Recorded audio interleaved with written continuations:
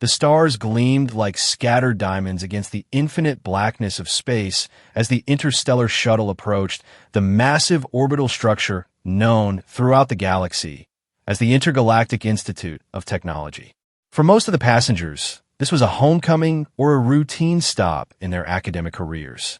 For Eli Carter, it represented everything humanity had fought to achieve for centuries: recognition among the stars. The institute floated in the darkness like a geometric marvel, concentric rings and spires of shimmering metal and translucent materials unknown to Earth science, all rotating in perfect synchronization around a pulsating core of blue-white energy. Eli pressed his palm against the viewport, his reflection revealing an ordinary 22-year-old human with dark curly hair and eyes that seemed to catch and hold the starlight. First time Earthborn. The translator device, clipped to Eli's collar, interpreted the clicking sounds from the purple-skinned being seated beside him. Its 4 eyes blinked in asynchronous patterns. "Is it that obvious?" Eli asked, withdrawing his hand from the glass, suddenly self-conscious. "Your species has a particular way of looking at things, as if seeing them for the first time, even when your databases are full of images." The being's mouth parts twitched in what Eli had learned was an approximation of a smile. "I am Zaltaith, third-year student of quantum architecture. Eli Carter. Just accepted. Earth history and engineering." Zaltaith's eyes widened slightly. "Earth? Your species has only had faster-than-light travel for what? 60 years. Impressive." Eli nodded, trying not to show how much the validation meant. "My essay on adaptive engineering in resource-limited environments earned me a spot." The alien made a sound that the translator didn't bother to interpret. "You should prepare yourself. The established species. They can be judgmental," Eli offered. "Traditional," Zaltaith corrected diplomatically. "Many believe intelligence correlates with the age of a civilization's technology base. Your species is very young." Eli had heard this before. Humans were the newcomers to the galactic community, barely a century since first contact, and only 6 decades since Earth had been grudgingly granted observer status in the Galactic Council. The acceptance of a handful of human students to the most prestigious academic institution in known space was both a diplomatic gesture and a test. "I'll manage," Eli said, more confidently than he felt.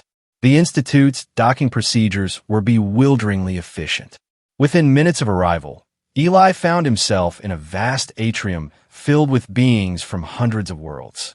Some floated in anti-gravity fields, others slithered along specialized pathways, and many walked on varying numbers of limbs. The air was filled with a cacophony of languages, all filtered through the universal translators that each student wore. Eli followed his orientation instructions, moving through the crowd toward the registration terminals. The technology was intuitive enough. The Institute prided itself on accessibility for all sentient species, but Eli couldn't shake the feeling of being watched. Occasionally, when he glanced up from his terminal, he would catch other students quickly looking away, or worse, staring with unconcealed curiosity or disdain. "Carter, Eli. Earth." The terminal chimed, and a 3-dimensional map appeared, outlining his assigned quarters and first-day orientation schedule. "Welcome to the Intergalactic Institute of Technology. Your academic advisor is Professor Thrall, Department of Applied Universal Physics. Initial consultation, tomorrow, 0800 hours, Central Tower, level 47. Eli's heart sank. Even on Earth, Professor Thrall was infamous. The tentacled academic from Vexor Prime was known for his impossible challenges and enlightening failures, tests designed to push students beyond their breaking points. His treatise, Intellectual Hierarchies Among Spacefaring Species, had caused diplomatic incidents with its barely veiled suggestions that newer species might be fundamentally incapable of high-level theoretical thinking. And now, this same Professor Thrall would be guiding Eli's academic journey. The student quarters were simple but comfortable: a sleeping alcove, a study space with holographic interfaces, and sanitation facilities adapted for humanoid physiology. Eli set down his single bag of possessions and sat heavily on the edge of the sleep platform. "Computer," he said, addressing the room's AI, "display information on Professor Thrall." The wall opposite his bed shimmered, and a holographic display materialized. It showed a being with grayish-blue skin, 8 sinuous tentacles where a human would have arms, and a large, bulbous head with compound eyes that seemed to look in all directions at once. The academic record that scrolled alongside the image was intimidating. 700 years of teaching, thousands of published works, and a reputation for intellectual brutality that had reduced some of the brightest minds in the galaxy to quivering uncertainty. "Great," Eli muttered to himself. "Just great." He spent the rest of the evening reviewing his course materials and trying to calm his nerves. Tomorrow would be his first direct encounter with the academic who would likely determine his fate at the Institute, and perhaps the future of human acceptance in galactic academia. Morning arrived with the artificial brightening of the room's ambient lighting. Eli had barely slept, his dreams filled with tentacles and falling spaceships. He dressed in the simple gray uniform provided to all first-year students and made his way to the central tower. Level 47 was dominated by a circular chamber with walls that seemed to shift between opacity and transparency, revealing sometimes stars, sometimes swirling nebulae, and occasionally complex mathematical equations that danced across the surfaces like living things. In the center, surrounded by floating displays and curious artifacts, was Professor Thrall. In person, the professor was both more and less intimidating than his hologram.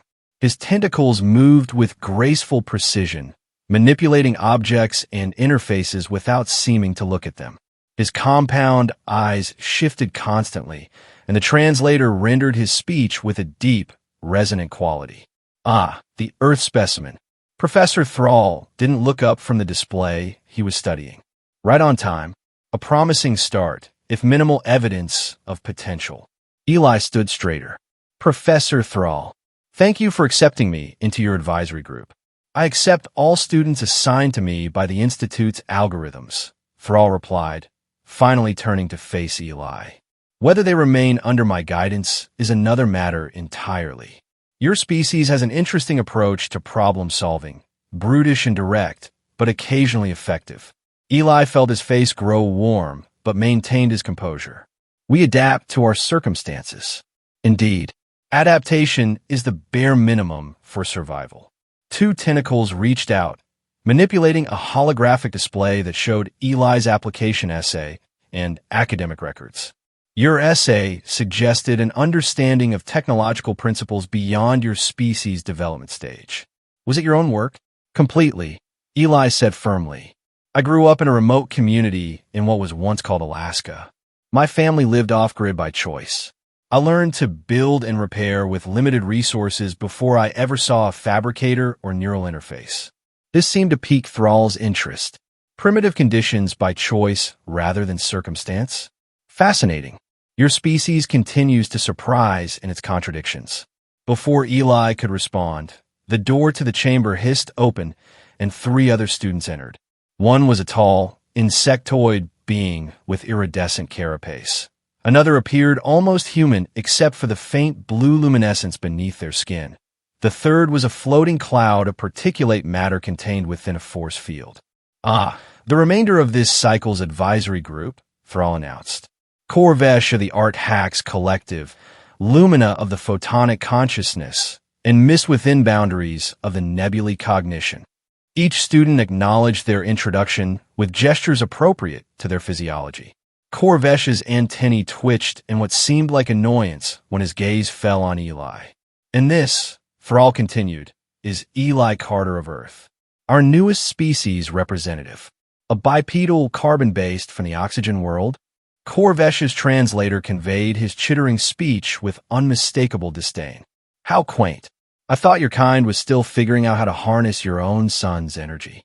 "We manage," Eli said evenly, though he could feel the familiar heat of anger rising in his chest. "Students," Professor Thrall interjected, his tentacles weaving complex patterns in the air, "you have all been selected for your potential to transcend the limitations of your species. Whether that potential manifests is yet to be determined. To that end, I have designed this term's primary assessment. The chamber darkened, and in the center of the room, a holographic representation of a planet appeared, a barren, rocky world with thin wisps of atmosphere and scattered vegetation. Scarus 6, Thrall explained. A Class 3 developing world in the outer rim of the Andromeda Galaxy. Minimal technological development, sparse resources, challenging atmospheric conditions. He manipulated the hologram, zooming in to show the planet's surface in greater detail. Jagged mountains, shallow seas of what appear to be some viscous liquid rather than water, and forests of strange, twisted vegetation. Your assessment is simple in concept, though I expect most of you will fail in execution. Thrall's compound eyes seem to focus on each student. In turn, you'll be transported to designated areas of Scarus 6 with nothing but basic survival equipment. Using only materials found naturally on the planet, you will each construct a functioning flying device. The device must achieve sustained flight for a minimum of 5 seconds and travel a horizontal distance of at least 10 meters. Eli felt his mouth go dry. The other students shifted uncomfortably, except for Corvesh, whose mandibles clicked in what might have been anticipation or amusement. No imported technology may be used in the construction, Thrall continued. No assistance from other beings. No second attempts. You will have exactly 3 local days, approximately 72 standard hours, to complete the task. Those who succeed will continue under my guidance. Those who fail will be reassigned to more suitable academic tracks. The unspoken meaning was clear. Failure meant effective expulsion from the program. But Professor Lumina's voice was melodious, light seeming to pulse through their semi-transparent body as they spoke. Some of us come from species that manipulate matter through means beyond physical construction. Would psychokinetic assembly be permitted? An excellent question, Thrall replied. Your natural evolutionary abilities are, of course, part of what you bring to the challenge. However, the final construct must be capable of flight without continued psychokinetic support. It must fly by its own mechanics, not by your will alone. Corvesh's compound eyes swiveled toward Eli. Some species have no special abilities beyond moving objects with their limbs. How? Unfortunate for them. Eli refused to rise to the bait, though he noticed Professor Thrall watching the interaction with what might have been interest. The assessment begins tomorrow at first light, Thrall announced. Your designated landing coordinates and environmental briefings will be transmitted to your personal interfaces. Prepare well. Scarus 6 is not hostile, but neither is it welcoming. With that, the meeting was concluded. As the students filed out of the chamber, Eli felt a light touch on his shoulder. It was Lumina, their blue-tinged skin glowing faintly. Don't mind Corvesh, they said softly. The art hacks value technological supremacy above all else. They feel threatened by newcomers. Thanks, Eli replied. Have you worked with Professor Thrall before? This is my first cycle under his guidance, but his reputation is galaxy-wide. They say he once had a student who couldn't solve a theoretical problem, so he stranded them on a moon until they derived the solution from first principles. It took 3 years. Eli swallowed hard. That's dedicated teaching. It's also possibly just a rumor, Lumina added with a gentle pulse of light that Eli interpreted as a reassuring smile. I'll see you on Scarus 6, Earthborn. May your construction fly true. As Lumina drifted away, Eli couldn't help but notice Corvesh watching from further down the corridor, antennae twitching in what Eli was beginning to recognize as contempt. That night, Eli barely slept. He reviewed everything he knew about aerodynamics, material science, and primitive technology. Earth's history was filled with flying machines built before the digital age. Kites, gliders, primitive airplanes. The principles hadn't changed, even if the materials and methods had. Computer, he said into the darkness of his quarters, display known flora and fauna of Scarus 6, with emphasis on material properties. The holographic display, filled with images of twisted, fibrous plants, crystalline rock formations, and strange creatures that seemed adapted to the planet's low gravity and thin atmosphere. Eli studied each one, committing properties to memory, thinking through potential applications. When morning came, he was exhausted but focused. The transport to Scarus 6 was aboard a small, automated shuttle. Each student was placed in a separate compartment, presumably to prevent collaboration or interference. Through the viewport, Eli watched as the institute grew smaller and the stars blurred into streaks of light. Hours later, the shuttle decelerated, and Scarus 6 filled the viewport, a pale, dusty sphere marbled with patches of dull green and purple vegetation. Eli felt the familiar sensation of a gravity field adjusting around him, preparing his body for the planet's lower gravitational pull. The landing was smooth, the shuttle settling onto a rocky plateau surrounded by strange, twisted trees. As the door to his compartment slid open, Eli took his first breath of alien air, thin and slightly sweet, with an undertone of something medicinal. Outside, the landscape was both beautiful and foreboding. The sky was a pale lavender, with 2 small moons visible despite the daylight. The twisted trees he had seen from orbit were even stranger up close. Their trunks spiraled like corkscrews, and instead of leaves, they had thin, translucent membranes that undulated in the light breeze. Eli's survival pack contained only the basics: a shelter unit, water purifier, nutrition supplements, and a small medical kit.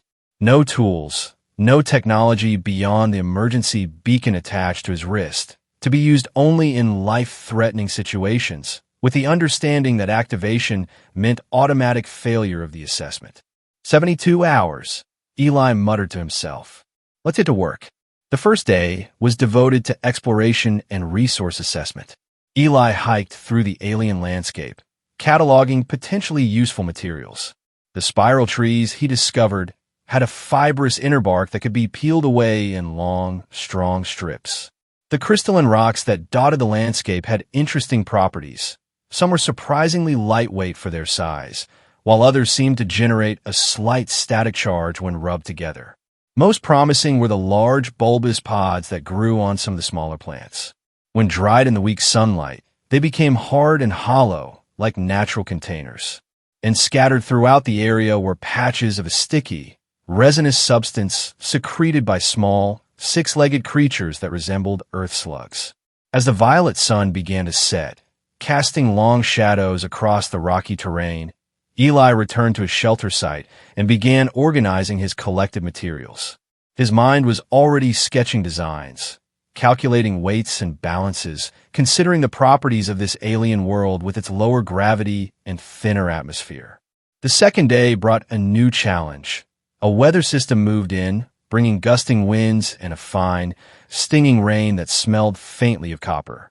Eli worked inside his shelter, weaving the fibrous tree bark into a lightweight frame, shaping it into a rough approximation of bird wings.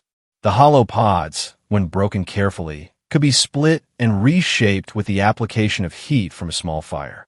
Eli fashioned them into joints and connecting pieces for his frame. The resinous substance, when mixed with certain minerals he had gathered, created a flexible but strong binding agent. By nightfall, he had the basic structure: a central body with 2 long, curved wings and a rudimentary tail for stabilization. But it wasn't enough. A glider might work, but Thrall had specified sustained flight, which implied some form of propulsion. Eli sat at the entrance to his shelter, watching the alien moons cast their pale light over the landscape. His eyes fell on a cluster of the spiral trees, their membrane-like leaves fluttering in the night breeze. Something about the movement triggered a memory. Childhood experiments with rubber bands and propellers, simple toys that flew on stored mechanical energy. With renewed purpose, Eli ventured out into the moonlight. He gathered more of the fibrous bark, testing its elasticity, its ability to store energy when twisted and then released. It wasn't ideal, but it might work, especially in this lower gravity. The third day dawned clear and still. Eli worked frantically, knowing that the transport would return at sundown. He twisted long strands of bark into tightly coiled springs, attached them to a crude propeller fashioned from the thin, strong membranes of the tree leaves, stretched over a frame of the lighter crystalline rocks. The mechanism was fragile, the connections barely holding together with his improvised resin adhesive. But in theory, it should work. Wind the propeller, storing energy in the twisted bark, then release it to drive the craft forward while the wing design provided lift. As the sun reached its zenith, Eli conducted a test. He wound the propeller mechanism, set the craft on a flat rock, and released it. The propeller spun wildly, but the craft merely shuddered and fell sideways. "Balance," Eli muttered, retrieving his failed creation. "It needs better balance." He spent the next few hours making adjustments, redistributing weight, reinforcing weak points. Each test brought small improvements, but nothing close to sustained flight. The sun was beginning its descent toward the horizon when Eli made his final modifications, adding small stabilizers to the wings and reinforcing the propeller shaft with the hardest of the crystalline rocks. With daylight fading, Eli wound the propeller one last time, tighter than before. He hesitated, remembering the failures of the day, then carefully positioned the craft at the edge of a gentle slope. With a deep breath, he released it. The propeller spun, the craft lurched forward, and stayed airborne. It wobbled, dipped alarmingly, then seemed to find equilibrium as it glided over the alien terrain. 5 seconds passed, then 10. It had traveled at least 15 meters before finally settling to the ground in a patch of purple vegetation. Eli let out a whoop of joy that echoed across the rocky plateau. He had done it, created a flying machine from nothing but the raw materials of an alien world. As twilight deepened into night, the return transport appeared on the horizon, a bright point of light growing larger as it approached. Eli carefully stored his flying machine in a protective case fashioned from more of the hollow pods. He wasn't sure if Thrall would require physical proof or if the assessment had been monitored remotely, but he wasn't taking any chances. The journey back to the Institute was silent and solitary, just as the outbound trip had been. Eli caught occasional glimpses of his fellow students through the small viewports connecting the compartments, but there was no opportunity for conversation. Lumina appeared serene as always, their blue glow slightly dimmed as if from exertion. Mist within boundaries was impossible to read, their particulate form swirling in patterns that conveyed no recognizable emotion. Corvesh, however, was clearly agitated, his insectoid limbs moving in sharp, jerky motions as he manipulated something out of Eli's view. Back at the Institute, they were directed to return to their quarters and prepare for evaluation the following morning. Eli slept deeply for the first time since his arrival, the exhaustion of the past 3 days finally catching up with him. The evaluation chamber was different from Professor Thrall's office, a vast, amphitheater-like space with tiered seating surrounding a central demonstration area. To Eli's surprise, there were dozens of other beings present, other professors, senior students, even what appeared to be representatives from various galactic scientific bodies. The primitive tool challenge has become something of a spectacle over the centuries, Lumina explained quietly as they took their places near the demonstration area. Professor Thrall only offers it once every 10 years or so. The results are considered valuable data on problem-solving methodologies across species. Professor Thrall floated into the center of the chamber, his tentacles arranged in what Eli had come to recognize as a formal academic posture. Distinguished colleagues, students, his translated voice echoed through the space. I present the results of this cycles challenge. For students, for approaches to the same basic problem, achieving flight using only the natural resources of Scarus 6. A holographic display appeared, showing detailed scans of 4 flying machines, or attempts at flying machines. Eli recognized his own primitive but functional creation, alongside 3 others of varying complexity. Mist within boundaries, Thrall announced, employed a fascinating approach, attempting to create a lighter-than-air device using gas extracted from certain plant species. While the concept was sound, the containment mechanism failed during the final construction phase. The assessment is incomplete. The cloud-like student's particulate form seemed to pulse with what might have been disappointment or resignation. Lumina of the photonic consciousness developed an elegant glider using the membrane materials of the spiral flora. The aerodynamics were theoretically perfect. Thrall manipulated the display to show a beautiful, almost artistic construction that resembled a geometric kite. However, in practice, the structure proved too delicate for even Scara VI's gentle atmospheric currents. Flight was achieved, but for less than 3 seconds before structural collapse. The assessment is incomplete. Lumina's glow dimmed slightly, but they inclined their head in acceptance of the judgment. Corvesh of the Art Hacks Collective produced the most technologically advanced solution. The display shifted to show an intricate construction of crystalline components and woven fibers, with what appeared to be a sophisticated propulsion system.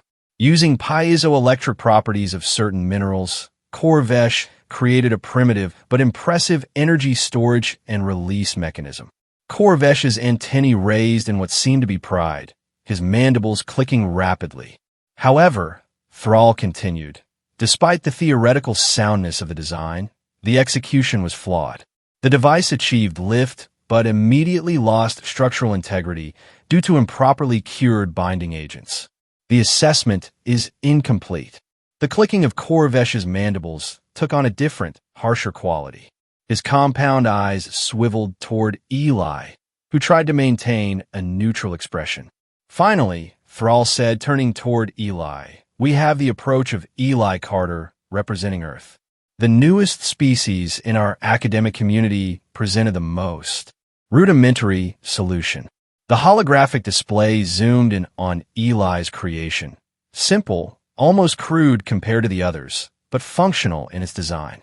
Using principles that would be familiar to pre-industrial societies, Carter constructed a combination glider and propeller craft. The energy storage mechanism was primitive, twisted fibers providing rotational force upon release, and the aerodynamic properties were far from optimal. Eli felt his heart sinking. Put that way, his solution sounded hopelessly unsophisticated. And yet, Thrall's voice shifted in tone. It flew. 417.3 seconds, achieving a horizontal distance of 22 meters before a controlled descent. The assessment is complete. Successfully. A murmur ran through the assembled observers. Corvesh's antennae went rigid with what Eli interpreted as shock or outrage. But Professor, the insectoid student's translated voice cut through the murmurs. The human's device was technologically inferior by every metric. My solution incorporated principles of advanced energy manipulation that failed to achieve the specified goal. Thrall interrupted, his tentacles forming a pattern that somehow conveyed finality. The challenge was not to design the most advanced theoretical solution, but to create a functional flying device from available materials. Only Carter's creation met all criteria. Eli sat in stunned silence as Professor Thrall continued, his tentacles now gesturing toward the holographic display of Eli's simple flying machine. This assessment, Thrall addressed the entire chamber, has always served a purpose beyond mere technical evaluation. It tests adaptability, resourcefulness, and perhaps most importantly, the ability to set aside theoretical ideals in favor of practical functionality. One tentacle gestured toward Corvesh. The Art Hacks approach demonstrates brilliance constrained by rigid adherence to technological sophistication. When sophisticated materials failed, there was no adaptation to simpler methods. Another tentacle indicated Lumina's beautiful but fragile creation. The photonic solution prioritized theoretical perfection over structural resilience, a common tendency among species that evolved in less physically demanding environments. A third tentacle waved through mist within boundaries, gas-based apparatus. And here, we see conceptual innovation without sufficient material understanding, a fascinating approach that might have succeeded with more time or better resources. Finally, all tentacles converged on Eli's primitive but functional craft. The Earth's solution embraces limitations rather than fighting against them. It acknowledges the constraints of the materials and adapts accordingly. There is wisdom in simplicity when complexity cannot be supported. The professor turned his compound eyes directly toward Eli. Carter's success is not despite his species' technological infancy, but perhaps because of it. Humans have not yet forgotten how to work within severe limitations, a skill many advanced species lose as they progress. Eli felt a complex mix of emotions: pride in his success, vindication after Corvesh's dismissive attitude, but also a strange humility. His solution hadn't been brilliant or innovative. It had been born of necessity and memory, of childhood experiments and historical knowledge. The assessment results will be recorded, Thrall announced. Eli Carter will continue under my advisement. The others will be reassigned to appropriate mentors who may better nurture their particular cognitive approaches. As the chamber began to empty, Eli remained seated, still processing what had happened. He was startled when Professor Thrall appeared beside him, tentacles moving in what seemed a more relaxed pattern. "Your primitive device," Thrall said. "I would like to preserve it in the Institute's collection of assessment artifacts. With your permission." "Of course, Professor," Eli replied, still somewhat dazed. "Though I'm not sure it deserves a place among more advanced creations." "You misunderstand the purpose of the collection." Thrall's translator conveyed what might have been amusement. "It exists to demonstrate principles, not to showcase technological marvels. Your device demonstrates a principle that many of my students, including those of far older species, have forgotten. Function transcends form." Eli nodded slowly. "Where I grew up, we had a saying, 'Necessity is the mother of invention.'" "Crude, but accurate," Thrall replied. "Your species has potential, Carter. Not despite your limitations, but because you understand them so intimately. Report to my chamber tomorrow morning. We have much to discuss regarding your educational path." With that, the professor glided away, leaving Eli alone with his thoughts. In the days that followed, Eli's status at the Institute subtly shifted. There were still those who viewed humans as primitive upstarts, barely deserving of recognition among the stellar academic community. But others, particularly those who had witnessed the assessment results, regarded him with newfound curiosity or respect. Corvesh avoided him entirely. His academic path now diverged from Eli's. Lumina, however, sought him out occasionally, curious about the intuitive engineering approach that humans seem to possess. And to Eli's surprise, Professor Thrall proved to be a challenging but fair mentor, pushing Eli's understanding while respecting the unique perspective he brought to problems. Most surprising of all was the announcement, a month into the term, of a new elective course being offered the following semester. Design Thinking in Resource-Constrained Environments. Inspire, the course description noted, by recent assessment outcomes and Earth-based approaches to technological development. Eli found himself standing before his primitive flying machine, now preserved in a display case in the Institute's assessment hall. The simple construction of twisted fibers, crystalline supports, and membrane wings looked almost childish next to the sophisticated creations of other students from other challenges. And yet, it had flown when theirs had not. He thought of his family back on Earth, of his grandfather teaching him to carve simple toys from wood, of his mother showing him how to repair the solar collectors with salvage parts, of a childhood spent learning to create function from whatever was at hand. They had prepared him for this challenge without ever knowing it would come. As he turned to leave, he noticed his reflection in the polished surface of the display case. The same ordinary human he had always been, but now standing a little straighter, his eyes holding the same starlight they had captured on his arrival. Not because he had proven humanity's superiority, but because he had demonstrated the value of their perspective. He was still an outsider here, a representative of the youngest spacefaring species in the Institute. But now he understood that youth could be an advantage. Humanity hadn't yet forgotten the lessons learned during their long climb from stone tools to starships. That memory, that connection to their primitive past, might be their greatest contribution to the galactic community. Eli smiled at his reflection, then turned and walked toward the future, his hands still stained with the alien resin from Scarus 6, his mind already turning to the next challenge.